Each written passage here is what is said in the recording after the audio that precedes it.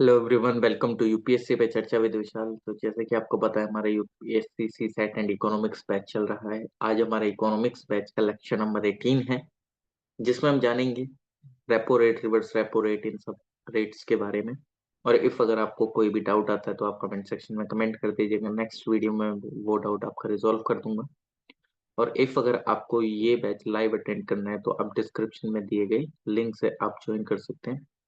तो चलिए स्टार्ट करते हैं आज का lecture. I'm sharing screen with all of you.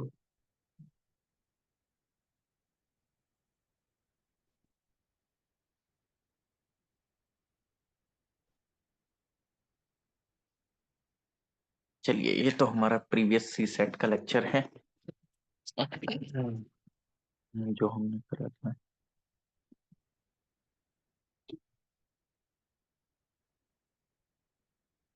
कल हम कर चुके थे। सबसे पहली बात जो कि मैं लेक्चर स्टार्ट करने से पहले ही बताता हूँ कि मेरी राइटिंग पे ध्यान मत देना। सीआरआर एसएलआर को हम कर लिए थे।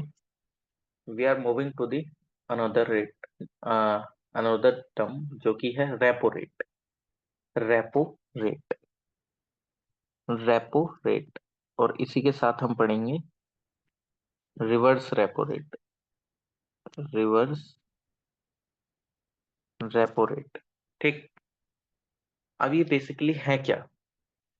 मतलब सीआरआर एसएलआर तो चलो बैंक से रिलेटेड है, ये भी तो बैंक से रिलेटेड है, लेकिन ये किस तरीके से डिफरेंट है इन सब टर्म से।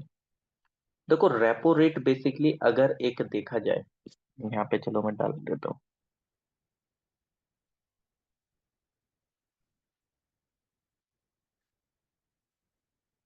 रेपो रेट बेसिकली अगर देखा जाए तो ये वो एक इंटरेस्ट रेट है जो कि आरबीआई चार्ज करता है अपने क्लाइंट से एक शॉर्ट टर्म बोरिंग, यानी कि it's a short term borrowing.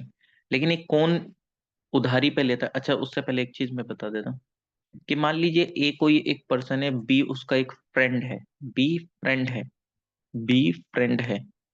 ठीक है। अब ए जो है वो क्या करता है, अपने फ्रेंड से कितने रुपीस लेता है? मान लेते हैं 10,000 रुपीज उधारी पे लेता है। लेकिन बी जो है वो ये बोलता है, बी जो है ये उसको ये बोलता है कि देखो, मैं तुम्हें 10,000 रुपीज उधारी पे तो दूंगा, लेकिन मुझे आपसे इंटरेस्ट चाहिए। तो ए बोलता है ठीक है। तो ए बी बोलता है कि मेरे को 10% का इंटरेस्ट चाहिए। तो यानी कि अब ये कितने रुपीस देगा? 11,000 रुपीज देगा इसको रिटर्न जो करेगा। क्यों? क्योंकि उसने इंटरेस्ट रेट मांगा है। सेम इसी तरीके से आपका रेपो रेट होता है। रेपो रेट, अब यहाँ पे एक कंडीशन और समझ लो कि जो ए ने बी से उधारी पे पैसे लिए हैं वो एक शॉर्ट टर्म के लिए लिए हैं। Short term in the sense, मान लीजिए कि 1 महीने के लिए लिए हैं, 1 मंथ के लिए लिए हैं, या 2 मंथ के लिए लिए हैं, 3 मंथ के लिए हैं, 4 मंथ के लिए। तो यानी कि एक शॉर्ट टर्म पीरियड के लिए लिए हैं उसने पैसे, ए ने बी से। ठीक। अब आ जाता है रेपो रेट में। रेपो रेट में ये एक वो इंटरेस्ट रेट है जो कि आरबीआई चार्ज करता है अपने क्लाइंट से on their short term borrowing, is the repo rate in India. यानी कि कुल मिला के ये है बी, मतलब पीएनबी बैंक है, पीएनबी पंजाब नेशनल बैंक है, ये है आरबीआई। पीएनबी बैंक को पैसों की जरूरत पड़ गई। पीएनबी बैंक आरबीआई के पास गई कि हमको पैसा चाहिए। आरबीआई बोली कि ठीक है, तुमको पैसा दे देंगे, शॉर्ट टर्म के लिए चाहिए, ऐसा नहीं कि एकदम मतलब कई सालों के लिए चाहिए, 10-20 साल ये सब। पीएनबी ने बोला कि मेरे को 2 महीने के लिए पैसा चाहिए, 2 मंथ के लिए पैसा चाहिए। आरबीआई ने बोला दे देंगे, क्या दिक्कत आ रही है? कोई दिक्कत नहीं है, लेकिन हम आपसे इंटरेस्ट रेट लेंगे। आरबीआई ने बोल दिया एक्स वाई जेड कुछ भी। मान लेते कि आरबीआई ने बोल दिया उसको कि हमको 3% का इंटरेस्ट रेट चाहिए, हम आपको जितने रुपए हैं हम उतने रुपए दे देंगे। ठीक। ये जो इंटरेस्ट रेट आरबीआई ने चार्ज करा इस शॉर्ट टर्म बोरोइंग के लिए, इसको ही रेपो रेट कहा जाता है। इसको ही रेपो रेट कहा जाता है। अब इसका किस तरीके से इम्पैक्ट पड़ता है, अब आप ये देख सकते हैं। अब इसका किस तरीके से इम्पैक्ट पड़ता है, किस तरीके से नहीं पड़ता है, वो अब हम आपको बताते हैं। देखिए, इसने ये 3% के रेट पे इसको ये पैसा तो दे दिया, आरबीआई ने इसको ये पैसा दे दिया, कोई दिक्कत नहीं है। ठीक। आरबीआई ने 2 महीने के लिए 3% के रेट से पीएनबी को पैसा दे दिया। ओके। अब क्या होता है, अब यहाँ पे आप एक चीज देख सकते हैं। जब आरबीआई ने पैसा दिया पीएनबी बैंक को, तो पीएनबी के पास क्या हो गया? पीएनबी बैंक के पास यानी पंजाब नेशनल बैंक के पास मनी आ गई, यानी कि मनी सप्लाई हो गई। मनी सप्लाई हो गई। यानी कि मनी आ गई ना अब इसके पास। अब इसके पास पैसा आ गया, तो जितने भी लोग हैं अभी इससे पैसे उधारी पे ले सकते हैं, क्यों नहीं ले सकते हैं? अब पीएनबी बैंक अपने कस्टमर्स को लोन दे सकती है। ठीक, कस्टमर्स को अपना क्या कर सकती है, कस्टमर को, थोड़ा सा इसको CUS लिख देता हूँ ताकि आप शॉर्ट फॉर्म में, क्योंकि यहाँ पे स्पेस तो है नहीं, यहाँ पे लिख देते हैं कस्टमर, CUS। कस्टमर को अब ये पीएनबी बैंक लोन दे देगी आराम से, कस्टमर को लोन दे रही है आराम से। ठीक। अब कस्टमर के पास पैसा आ गया, कस्टमर के पास पैसा आ गया तो कस्टमर क्या करेगा, कस्टमर के पास भी पैसा आ गया, तो अब कस्टमर क्या करेगा, डिमांड करेगा प्रोडक्ट की, डिमांड करेगा प्रोडक्ट की मार्केट में। प्रोडक्ट की डिमांड करेगा तो ऑब्वियसली बात है कि जो मैन्युफैक्चरिंग सेक्टर है उसको मैन्युफैक्चर करना पड़ेगा, मैन्युफैक्चर सेक्टर को मैन्युफैक्चर करना पड़ेगा, इंडिया की इकोनॉमी ग्रोथ करेगी। आप समझ रहे हो एक ही चीज से क्या लिंक है? पीएनबी ने आरबीआई से पैसा लिया, 2 महीने के इंटरेस्ट, 2 महीने के लिए 3% के इंटरेस्ट रेट से। पीएनबी के पास मनी सप्लाई आ गई, पैसा आ गया, पीएनबी के पास जब पैसा आ गया तो वो अब इजीली अपने कस्टमर्स को लोन दे सकती है।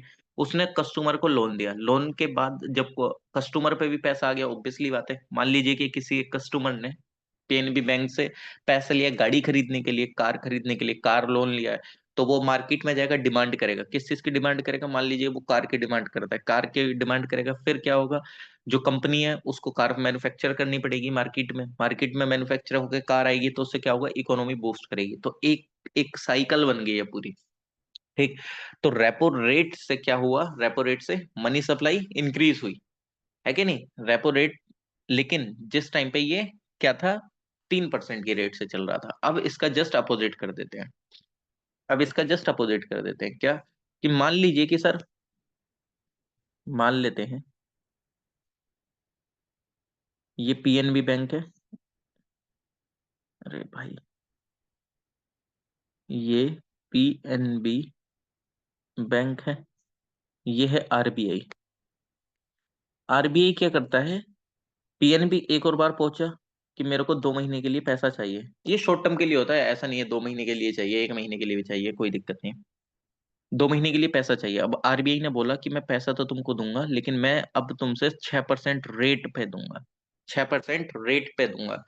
तो अब ऑब्वियसली बात है यार, पहले 3% चल रहा था, अब 6% का रेट चल रहा है। अब जैसे कि ये तो वही बात होगी कि आप जो अगर कोई भी शॉपिंग करना चाहते हैं, तो जस्ट लाइक जैसे आप कोई मोबाइल फोन खरीद रहे हैं, तो आप इंतजार करते हैं अमेजोन सेल वगैरह आ जाए, फ्लिपकार्ट सेल आ जाए, कुछ इस तरीके से सेल आ जाए तो आपको सस्ता पड़ेगा।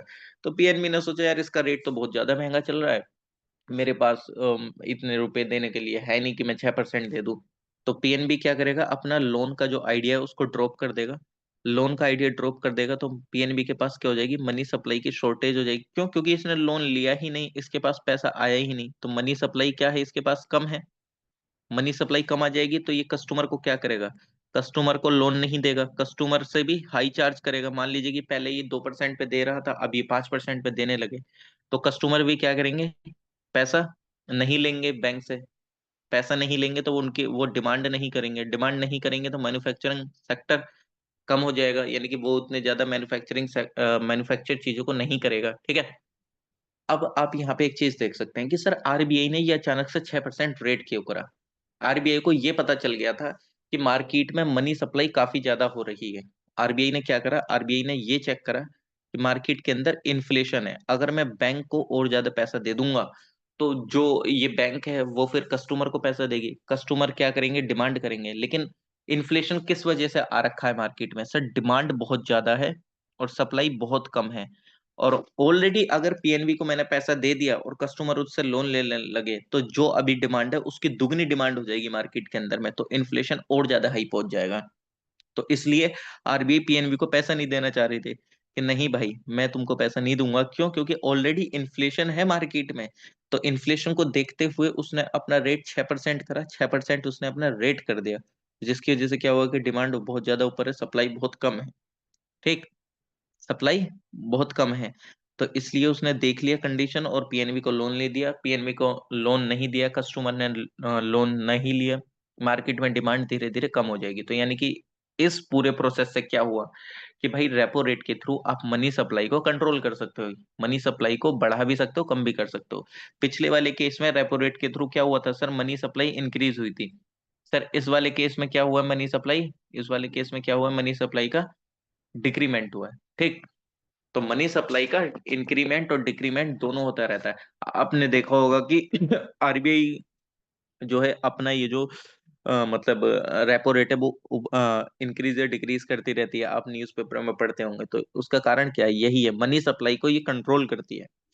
ठीक, मनी सप्लाई को कंट्रोल करा जाता है, मनी सप्लाई को कंट्रोल करा जाता है कि भाई मार्केट में कितनी आपको पैसे को भेजना है, कितना नहीं भेजना है। ओके, चलिए, अब यहीं पे अगर मैं साथ में कंपैरेटिव स्टडी करें किसकी, रिवर्स रेपो रेट की, क्योंकि कंपैरेटिव स्टडी बहुत ज्यादा जरूरी है। Reverse repo, reverse repo rate, reverse repo rate basically क्या है। देखो, रिवर्स रेपो रेट के अंदर में क्या होता है, इसकी कंडीशन बनाते हैं। ये है पीएनबी बैंक, ये है आरबीआई। ठीक, ये है पीएनबी बैंक, ये है RBI. It is the rate of interest the RBI pays to its client who offer short term loan to it at present the rate is 4%। ये 2020 के अनुसार है। देखो, कुल मिला के ये है कि जिस टाइम पे आरबीआई को पैसे की जरूरत पड़े और वो इन सब बैंक से पैसा लेती है, मतलब पीएनबी का तो एग्जांपल ले रहा हूँ, तमाम अदर बैंक से। अब आरबीआई को जरूरत है पीएनबी से पैसे की। अब पीएनबी बोल रहा है कि भाई चलो ठीक है, तुमको हम पैसा दे देंगे, कोई दिक्कत नहीं है, लेकिन मेरे को इंटरेस्ट रेट चाहिए। तो इंटरेस्ट रेट जस्ट लाइक मान लेते कि उसने बोल दिया कि 4% का इंटरेस्ट रेट चाहिए मेरे को, पीएनबी ने। ठीक है, अब आरबीआई को वो इंटरेस्ट रेट किसको देना पड़ेगा। देखो, आरबीआई को पैसे की जरूरत है पीएनबी से, तो पीएनबी के पास गया आरबीआई, और पीएनबी कितना ले रहा है, 4% का इंटरेस्ट रेट आरबीआई से। अब आप बोलेंगे सर, आरबीआई तो एक रेगुलेटिंग बॉडी है, उसको क्या सही में पैसे की जरूरत पड़ती है। देखो, एक्चुअल में क्या होता है, आप यहाँ पे देख रहे हो, आरबीआई को पता चल गया है कि पीएनबी के पास बहुत ज्यादा एक्स्ट्रा अमाउंट पड़ा है या बैंकों के पास बहुत ज्यादा एक्स्ट्रा अमाउंट है, तो वो अपने कस्टमर्स को बहुत मिनिमम रेट्स पे लोन दे रही हैं, बहुत मिनिमम रेट्स पे लोन दे रही हैं। ठीक है, आरबीआई को पता चला कि पीएनबी वगैरह इन सब के पास बहुत ज्यादा एक्स्ट्रा मनी है, अभी ये बहुत ज्यादा लोन दे रही है, जिसकी वजह से मार्केट में डिमांड बढ़ रही है। क्यों, क्योंकि ये तो लोन, पहले मान लीजिए कि इनके पास इतना पैसा नहीं था और आज इनके पास पैसा बहुत ठीक ठाक आ गया है। ठीक, अब ये क्या कर रही हैं, ये अपने कस्टमर्स को बहुत कम रेट ऑफ इंटरेस्ट पे पैसा दे रही है। मान लीजिए कि इन्होंने रेट ऑफ इंटरेस्ट 2% कर दिया कस्टमर्स के लिए, 2-2%, ठीक, हर एक बैंक ने। अब क्या हो रहा है, अब कस्टमर तो जाके लोन लेगा ना। अब मान लेते हैं कि पहले उनको जो कोई भी लोन था वो 10% पे मिल रहा था, लेकिन अभी वो उनको 2% पे मिल रहा है, तो कोई भी लोन लेना चाहेगा। अब आरबीआई ने ये देखा कि यार ये तो कस्टमर्स को इतना ज्यादा पैसा दे दे रहे हैं, अब मार्केट में डिमांड बढ़ेगी, डिमांड बढ़ेगी तो सप्लाई उस लेवल की मार्केट में है नहीं, इन्फ्लेशन हो जाएगा, इकोनॉमी क्रैश कर जाएगी। तो आरबीआई इन लोगों से पैसा लेती है, इन लोगों से पैसा लेती है जिससे कि मनी सप्लाई को कम करा जा सके। मतलब मान लीजिए पीएनबी के पास जितना पैसा है उसमें से वो कुछ पैसा लेगी और पीएनबी को बोलेगी कि देखो भाई, तुम्हारे पास जो पैसा है उस पर मैं तुमको इंटरेस्ट दे दूंगा, कोई दिक्कत नहीं है। तो वो 4% का इंटरेस्ट उनको और पे करता है ताकि मार्केट में मनी सप्लाई को इंक्रीज करने से बचाया जा सके। ठीक है, मनी सप्लाई का इंक्रीमेंट होने से बचाया जा सके, तो आरबीआई अपना पैसा अपने पास, मतलब उन बैंकों से पैसा लेता है और उनको इंटरेस्ट पे करता है। ठीक है, उनको इंटरेस्ट इसलिए पे करता है ताकि वो पैसा कस्टमर्स के पास ना पहुंचे, मनी सप्लाई का इंक्रीमेंट ना हो इकोनॉमी में। क्यों, क्योंकि डिमांड बहुत ज्यादा बढ़ जाएगी और सप्लाई हम उतनी लेवल की कर नहीं पाएंगे, तो इन्फ्लेशन एकदम हाई लेवल पर पहुंच जाएगा, इकोनॉमी क्रैश ना हो जाए। उन सब चीजों को बचाने के लिए क्या करा जाता है, ये इस तरीके का रिवर्स रेपो रेट पे आरबीआई के थ्रू लोन लिया जाता है इन सब बैंक से। ठीक, तो इसको आप लोग ध्यान रख लीजिएगा। ओके, चलिए आगे चलते हैं। अब इसके अलावा और क्या रेट्स हैं और क्या नहीं है, कुछ अदर टर्म्स जो कि इसी इन सब चीजों से ही रिलेटेड है, कुछ अदर टर्म्स जो कि इन सब चीजों से ही रिलेटेड हैं बेसिकली। वो क्या क्या है, देखो, सबसे पहले अगर देखा जाए तो यार मुझे ऐसा लग रहा है कि मैं ये वाला लेक्चर आज कंप्लीट नहीं कर पाऊंगा, क्योंकि there is some urgent work. I think example तो मैंने आपको इसमें एग्जाम्पल के थ्रू ही समझाया है, मेरे हिसाब से।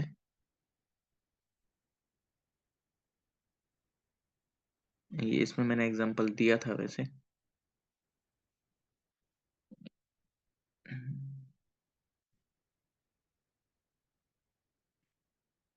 वन मोर एग्जाम्पल, किस चीज से रिलेटेड?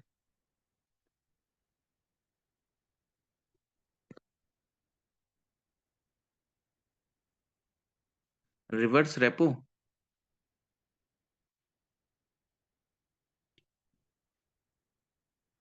ये कुछ नहीं है, सिंपल आरबीआई ने पीएनबी से पैसा लिया है 4% के रेट पे, ठीक है। क्योंकि पीएनबी के पास काफी ज्यादा अमाउंट था, तो अब उसको लगा कि ये जो पैसा है ये मार्केट में जाएगा। मार्केट में क्यों जाएगा? क्योंकि वो अपने कस्टमर्स को लोन ऑफर करेगा बहुत कम रेट्स पे, ठीक। क्योंकि अगर किसी बैंक के पास पैसा ज्यादा है तो वो कम रेट पे देना चाहेगा। मान लीजिए कि कल को एचडीएफसी 10% पे दे रहा है, पीएनबी के पास बहुत ज्यादा पैसा है, तो वो बोलेगा कि मैं 5% पर लोन देता हूँ आपको। अब कस्टमर के पास पैसा जाएगा, मनी सप्लाई इंक्रीज होगी, डिमांड बढ़ेगी मार्केट में, क्योंकि लोगों के पास पैसा आ जाएगा और सप्लाई हमारी उस लेवल की है नहीं। और जब डिमांड बढ़ेगी और सप्लाई उस लेवल की है नहीं, तो ऑब्वियसली बात है इन्फ्लेशन लाइक सिचुएशन बहुत ज्यादा प्रिवेल करेगी, और इन्फ्लेशन जैसा सिचुएशन बन सकता है। तो आरबीआई बोलता है कि भाई लाओ, तुम्हारा पैसा मैं अपने पास रखता हूँ, तो आप अपना पैसा मुझे दे दीजिए, मैं 4% आपको इंटरेस्ट दूंगा। कोई दिक्कत नहीं है, आपका कोई भी नुकसान नहीं होने देंगे, ठीक। तो ये वाली चीजें ध्यान रख लेना। चलिए आगे चलते हैं।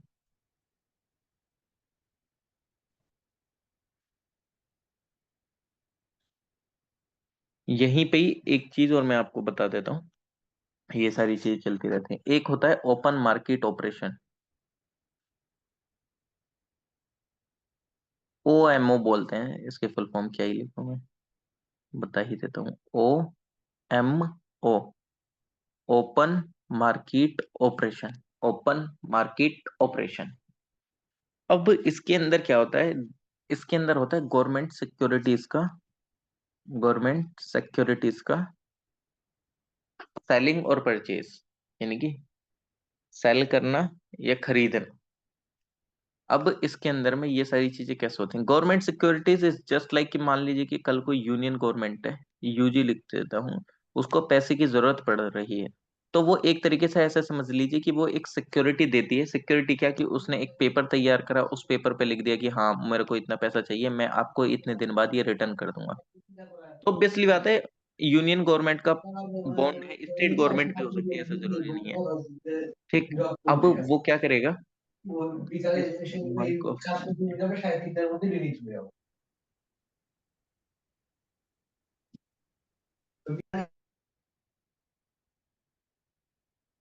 अब क्या करेगा ये? कि कोई भी पर्सन, ऑब्वियसली बात है मैं भी हूं, मैं भी इसको ले लूंगा। कि मान लो कि कल को गवर्नमेंट सिक्योरिटीज यूनियन गवर्नमेंट ने, स्टेट गवर्नमेंट ने जारी करी, उसको जरूरत है 1 लाख रुपीज की, 1 लाख रुपीज की जरूरत है। तो मुझे पता है कि भाई ये गवर्नमेंट का है, गवर्नमेंट को चलो मैं 1 लाख रुपए दे देता हूँ, और इन्होंने सिक्योरिटी के रूप में मुझे एक डॉक्यूमेंट भी दे दिया है कि चलो ठीक है तुम इसको सिक्योरिटी के फॉर्म में रखो, आप मेरे को 1 लाख दे दो, जिस टाइम पे मेरे पास पैसे होंगे, उसमें लिखा रहता है कि इतने दिन बाद मैं आपको इतने पैसे रिटर्न कर दूंगा, तो 1.5 लाख रुपए ये मेरे को रिटर्न कर देंगे, मान लीजिए कि 6 महीने बाद। गवर्नमेंट उस सिक्योरिटी में लिखा हुआ है, जस्ट लाइक जैसे स्टाम्प पेपर पे लिख के किसी ने दे दिया, ठीक। अब क्या होता है कि गवर्नमेंट को अगर पैसे की जरूरत होती है तो वो गवर्नमेंट सिक्योरिटीज जारी करती है। अब गवर्नमेंट ने गवर्नमेंट ने आरबीआई से पैसा लिया, गवर्नमेंट को पैसे की जरूरत पड़ी, गवर्नमेंट ने जीसैक यानी कि गवर्नमेंट सिक्योरिटीज के थ्रू पैसा लिया। गवर्नमेंट सिक्योरिटीज के थ्रू मान लेते हैं कि इन्होंने 10 लाख रुपए लिए, 10 लाख रुपए लिए आरबीआई से। गवर्नमेंट ने गवर्नमेंट सिक्योरिटी दी आरबीआई को, आरबीआई ने गवर्नमेंट को 10 लाख रुपए दे दिए। अब गवर्नमेंट ये 10 लाख रुपए क्या करेगी? ये 10 लाख रुपए मार्केट में उतारेगी, मार्केट में ही तो लगेंगे, गवर्नमेंट अपने पास थोड़ी रखेगी ये, मार्केट में अलग अलग चीजों में लगेंगे। वो चाहे कुछ भी स्कीम निकाल रहे हो या कुछ भी एज सच डेवलपमेंट को जो भी काम करेंगे, ठीक है, A to Z कुछ भी कर सकते हैं, मतलब कुल मिला के ये जो पैसा है ये गवर्नमेंट अपने पास नहीं रखेगी, ये पब्लिक के लिए यूज होगा। ठीक है, ये जो 10 लाख रुपए है ये पब्लिक के लिए यूज होगा। ठीक, ये जो 10 लाख रुपए है ये पब्लिक के लिए यूज होगा। अब क्या होता है कि मान लीजिए कि मार्केट में बहुत ज्यादा पैसा आ जाता है। ठीक, अब ऐसा नहीं है कि ये सिर्फ RBI वगैरह से ले रहे हैं ये सिर्फ पैसा। यहाँ पे क्या होता है, मान लेते हैं कि यहाँ पे PNB बैंक ही लेते हैं, PNB बैंक है। अब क्या होता है कि PNB बैंक के पास भी गवर्नमेंट सिक्योरिटीज हैं, मतलब ऐसा जरूरी नहीं है कि सिर्फ RBI से लेगा ये। PNB बैंक, HDFC किसी भी एक बैंक से ले सकते हैं, किसी भी बैंक से ले सकते हैं गवर्नमेंट सिक्योरिटी, गवर्नमेंट जो है अपना सिक्योरिटी को जारी करके पैसा। अब मान लीजिए कि RBI को पता चला कि यार इन लोगों के पास बहुत ज्यादा पैसा आ रहा है, बहुत ज्यादा पैसा आ रहा है। अब ये इतना ज्यादा पैसा आ रहा है, अब मैं इनका पैसा मार्केट से और किस तरीके से ले सकता हूँ। दूसरा तरीका इनके पास क्या होता है, इसके अलावा रेट्स वगैरह के अलावा RBI बोलता है, RBI बोलेगा इन PNB बैंक वगैरह को, भाई एक काम करो। RBI के पास वो मतलब PNB के पास बहुत ज्यादा मनी सप्लाई है, बहुत ज्यादा पैसा है। ठीक है, मनी सप्लाई बहुत ज्यादा, जस्ट लाइक जैसे आपके पास कभी पैसा आ जाए तो आप इधर उधर चीजों में इन्वेस्ट कर देते हैं। RBI को लगा कि यार गवर्नमेंट ने इनको बहुत ज्यादा सिक्योरिटीज दे रखी है और ऑलरेडी इनके पास बहुत ज्यादा मनी सप्लाई है। RBI बोलेगा कि तुम एक काम करो, तुम मेरे से और गवर्नमेंट सिक्योरिटीज खरीद लो। RBI PNB को गवर्नमेंट सिक्योरिटीज देगा, RBI PNB को और गवर्नमेंट सिक्योरिटीज खरीदने के लिए बोलेगा। ठीक है, गवर्नमेंट सिक्योरिटीज खरीदने के लिए बोलेगा तो ऑब्वियसली बात है PNB पैसा पे करेगी, PNB पैसा पे करेगी किसको, RBI को। PNB की जो मनी सप्लाई है वो कम हम्म। होती रहेगी, क्यों? क्योंकि गवर्नमेंट सिक्योरिटीज खरीद रहा है PNB किससे, मतलब PNB किससे खरीद रहा है, RBI से। जब RBI से वो पैसा गवर्नमेंट सिक्योरिटीज खरीद रहा है तो वो RBI को पैसा पे करेगा, तो PNB के पास धीरे धीरे पैसा कम होने लगेगा। मार्केट में वो जो पैसा निकालता कस्टमर्स को लोन देके ये सब करके, तो अब वो पैसा कहाँ चला गया, अब वो RBI के पास चला गया। मतलब कुल मिला के RBI ने पैसा खरीदा है। पैसा मार्केट से खींचने के लिए PNB को जबरदस्ती गवर्नमेंट सिक्योरिटीज दी है कि बेटा तुम ये गवर्नमेंट सिक्योरिटीज लो और मेरे को तुम्हारे पास जो पैसा है वो मेरे को दो। ठीक, क्यों? क्योंकि PNB के पास एक्स्ट्रा पैसा था, अब वो उस एक्स्ट्रा पैसा को मार्केट में उतार सकती थी, मार्केट में उतारेगी तो डिमांड क्रिएट होगी, डिमांड क्रिएट होगी, सप्लाई उस लेवल की कर नहीं पाओगे, तो इन्फ्लेशन लाइक सिचुएशन हो सकती है। First condition open market operation के अंदर में क्या कि वो RBI आप क्या करती है, गवर्नमेंट सिक्योरिटीज को बेचती है इन सारी बैंक्स को, ताकि वो मनी सप्लाई को डिक्रीज कर पाए। ठीक है, मनी सप्लाई को डिक्रीज कर पाए। सेकंड सिनेरियो क्या होता है इसके अलावा कि RBI, फर्स्ट सिनेरियो ये हो गया, सेकंड सिनेरियो क्या होगा, PNB बैंक है, PNB बैंक है, RBI है, RBI है, पीएन RBI को लगा कि यार मार्केट के अंदर में मनी सप्लाई, MS लिख देता हूँ, मनी सप्लाई बहुत कम है, लोगों के पास पैसा नहीं है, तो डिमांड जो है वो कम जा रही है, डिमांड जो है वो डाउन हो रही है। मनी सप्लाई मार्केट के अंदर में कम है, डिमांड बहुत कम हो रही है। अब सेकंड केस में क्या करेगा, RBI बोलेगा किसको, इनको PNB को कि तुम एक काम करो, लाओ अपनी गवर्नमेंट सिक्योरिटीज मेरे को दे दो। अब RBI गवर्नमेंट सिक्योरिटीज किससे लेगा, इन बैंक से लेगा। और जिस टाइम पे RBI गवर्नमेंट सिक्योरिटीज लेगा तो RBI को पैसा पे करना पड़ेगा। मान लीजिए कि 10 लाख रुपए की गवर्नमेंट सिक्योरिटीज थी, RBI ने सेकंड सिनेरियो में PNB से गवर्नमेंट सिक्योरिटीज ली, गवर्नमेंट सिक्योरिटीज वापस ली और RBI ने 10 लाख रुपए पे करा। 10 लाख रुपए PNB बैंक के पास आ गया। अब ये जो PNB बैंक के पास 10 लाख आया है, अब ये पैसा कस्टमर्स के पास जाएगा। कस्टमर्स के पास क्या, मान लीजिए कि अब वो लोन देना चालू कर देगी, लोन देना चालू करेगी कस्टमर को। कस्टमर के पैसा गया तो मार्केट में डिमांड क्रिएट होगी। ठीक, तो यानी कि कुल मिला के RBI ने क्या करा है, इसके थ्रू मनी सप्लाई को इंक्रीज करा है, मनी सप्लाई को मनी सप्लाई को इंक्रीज करा है। कैसे? कि सर PNB के पास जो गवर्नमेंट सिक्योरिटीज थी वो RBI ने खरीद ली, गवर्नमेंट सिक्योरिटीज खरीदी तो RBI ने पैसा दिया PNB बैंक को। PNB बैंक के पास पैसा आया तो उन्होंने लोन देना स्टार्ट कर दिया कस्टमर्स को, अपने कम रेट पे लोन देना स्टार्ट करा, तो लोगों के पास पैसा पहुंचा तो डिमांड क्रिएट हुई। तो कुल मिला के आरबीआई ने क्या करा है, मार्केट के अंदर में मनी को भेजा है, मनी सप्लाई को इंक्रीमेंट करा है इस केस के अंदर में। ठीक, तो ध्यान रखना, एक केस वो है जिसके अंदर में आरबीआई जो है वो मनी सप्लाई को कम कर रही है, मनी सप्लाई को यहाँ पे उसने कम करा था, और इस वाले केस में मनी सप्लाई को बढ़ाया था। और आपको ये और भी ज्यादा और अगर क्लैरिटी चाहिए तो इन लेक्चर्स का दोबारा से रिवाइज करना, इन लेक्चर को रिवीजन करना। ठीक, इन लेक्चर्स को रिवीजन करना ना भूलना, क्योंकि ये विदाउट रिवीजन आपको चीजें नहीं समझ में आएंगी। तो ये चीज ध्यान रख लो।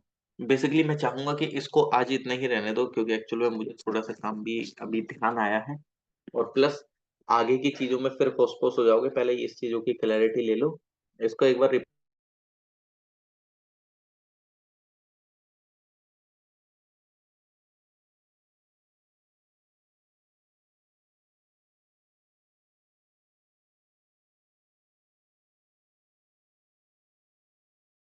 रिपीटिशन बोर्ड पे देखना, कमेंट सेक्शन में कमेंट कर सकते हैं, ताकि वो मैं डाउट नेक्स्ट वीडियो में सॉल्व कर दूं। तो मिलते हैं आप लोगों से नेक्स्ट वीडियो में। Thank you so much. Please like share comment and subscribe.